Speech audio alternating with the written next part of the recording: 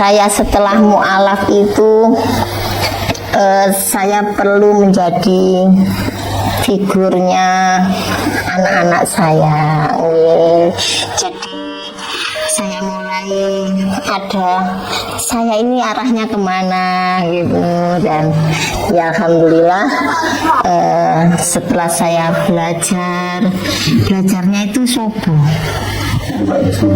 subuh, iya, habis sholat subuh itu sudah saya berangkat.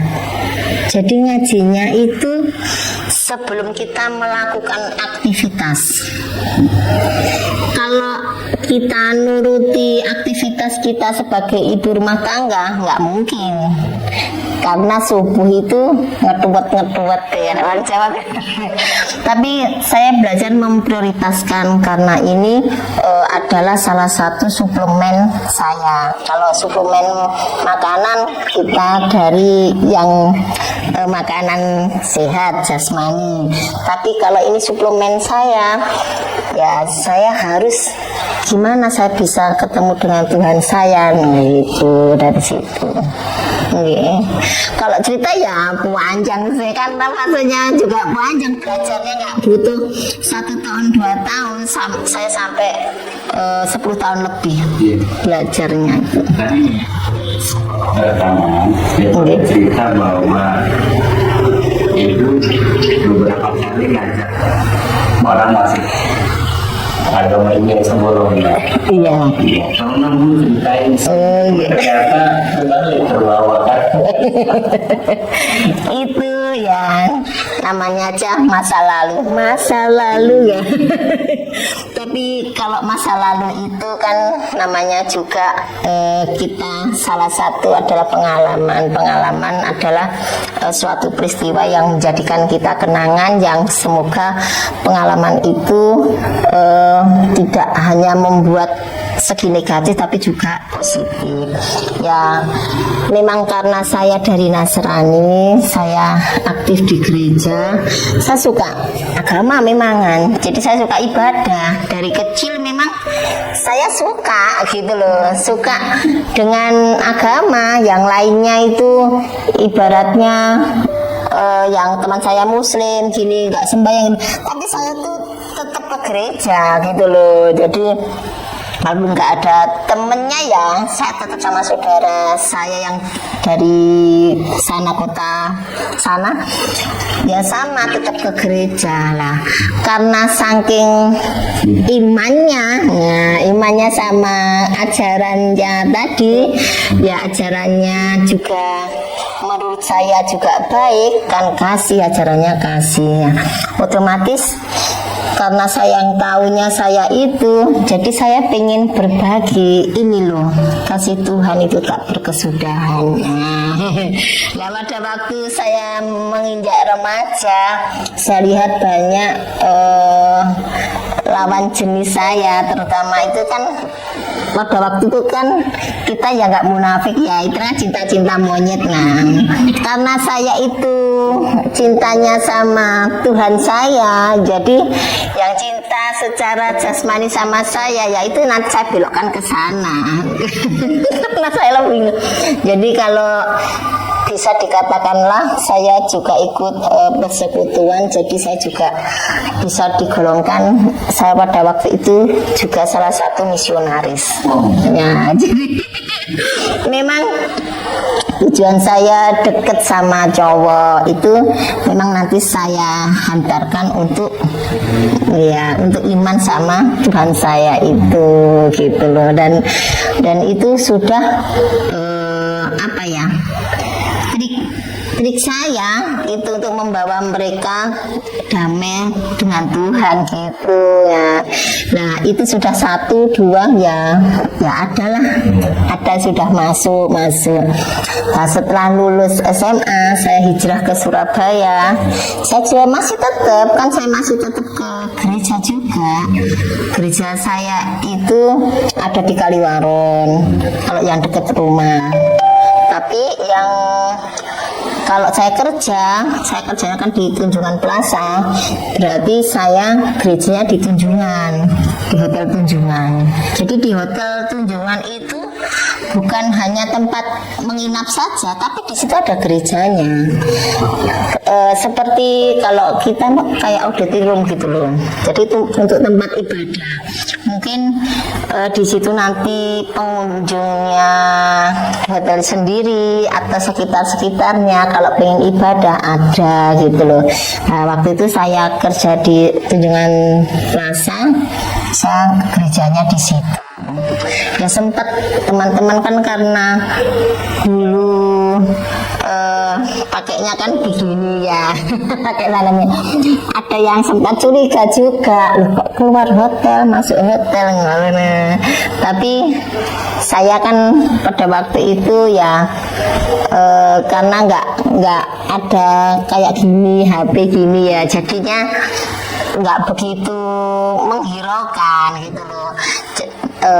Yang penting bos saya itu tahu saya kan bawa Bible juga kan gitu loh, jadi bawa Alkitab, jadi ya enggak apa-apa, memang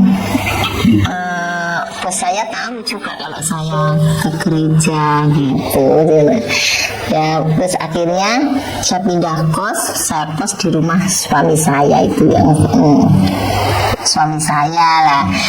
Waktu itu suami saya ini anaknya ibu kos, dia itu enggak kan anak Surabaya ya, maaf nih, untuk akikahnya itu kurang gitu loh ya gitu. Jadi dia sudah usia 30 tapi belum nikah. Nah ibu kos saya itu sering cerita anaknya gini kan, suka minum, suka judi gitu karena nah, saya tertantang, wah ini ya taceni domba-domba gitu ya, dia tersesat ini ya akhirnya di situ saya sebenarnya nggak untuk mengajak dia masuk, tapi lebih saya ajak kayak semacam konsul gitu loh, di sharing gitu. Saya berbagi dengan apa yang saya imani, saya ceritai gini loh, kenapa lo mas gini. Akhirnya dia sudah mulai hatinya lunak. Terus akhirnya sudah mulai aktivitasnya dikurang, biasanya jarang pulang, akhirnya pulang. Terus akhirnya sudah mulai itu kan. Untuk ilmu tauhidnya dia kuat, walaupun melakukan seperti itu tapi dia tetap sholat. Itu yang menjadi iya, tapi dia sholat, jadi dia kuat. Tapi dia juga akhirnya setelah saya ajak sharing gak bisa lepas sama saya. Iya sudah nyaman. Tapi dia kalau saya nggak pernah sih saya ajak langsung gitu, enggak, tapi saya arahkan pelan-pelan, seumpama kita cari ikan gitu ya, pelan-pelan, nggak sampai budak banyune ya. Nah tapi dia sudah dapat, dia sudah masuk ke perangkap saya, tapi dianya itu tauhidnya kuat sekali. Dia enggak mau untuk saya bawa, itu enggak mau. Ya jadi ya apa ya akhirnya sudah terlanjur saya sama beliau sudah terlanjur dekat. Terus akhirnya saya ajak, loh beliaunya bilang gini, kok sampean kan sudah nggak melakukan yang tadi yang dilarang, kan berarti kan sudah mengarah baik. Tapi dia ngomong kalau Tuhannya tetap sama Allah gitu. Aku penasaran, Allah kayak apa, ngei larangan, ngei kewajiban, tapi arek kok ngono, kok gak gelem, padahal dia lo juga melakukan yang dilarang, tapi tidak mau melepaskan Tuhannya. Iya, saya jadi akhirnya penasaran ajarannya itu kayak apa sih. Padahal dia juga peminum, juga menjudi. Kan sebenarnya aku juga takut sih ngene. Ya, wong kalau judi aja pinjam uang saya. Nggak saya pinjami uang anak ibu kos. Terus kalau pulang gitu, pulang ke rumahnya itu saya juga sama teman saya laki-laki, saya datang dia sudah acara di depan, botol-botol sudah ada sama teman-temannya. Saya juga takut sebenarnya, tapi dia itu kok begitu saya bukan pelet loh ya maksudnya, tapi dia sudah katut sama saya, dia sudah ibaratnya sudah lunak hatinya, sudah iya, sudah nurut, sudah ini, sudah kasih masukan, ya dia sudah nyaman sama saya.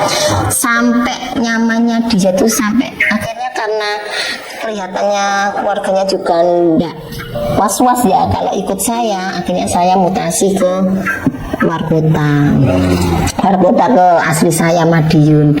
Nah, di titik nyamannya itu beliau nggak bisa kalau nggak sama saya, sampai nyusul ke sana. Sampai nyusul ke sana. Tapi itu tadi begitu sharing bareng-bareng gitu, berdua kita argumen masing-masing gitu, dia tetap sih kekeh sama Tuhannya. Jadi aku lebih penasaran.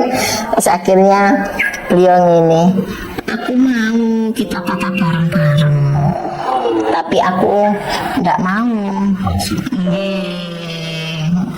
Maksudnya aku tetap sama agama saya sini.